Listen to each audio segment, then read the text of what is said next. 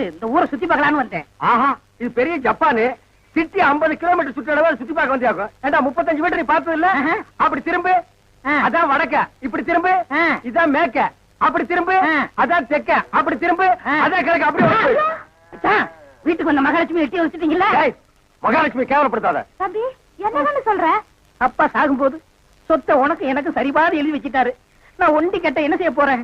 சொத்தை உன் பேருக்கு எழுதி வச்சுட்டு கொஞ்ச நாளைக்கு இருந்துட்டு போலான்னு பார்த்தா என்ன சொத்து பத்துங்கிறான்.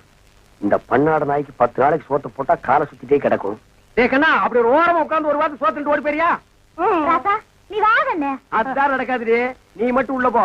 இந்த நாய்க்கு அந்த நாய்க்கு வெளியில ஒரே தட்டுல சோத்த போட்டு வை. அந்த காட்டெருமைக்கு பக்கத்துல படுக்கிறத விட இந்த மாட்டுக்கு பக்கத்துல படுக்கிறதே மேல். என்னங்க பண்ற? தூங்குறீங்க போல் இருக்கு. இல்ல, படுக்கிறதுக்கு முன்னால கொஞ்ச நேரம் களை புடிங்கிட்டு அப்புறமா படுப்பேன். என்ன நினைப்படா நீ கேக்குற?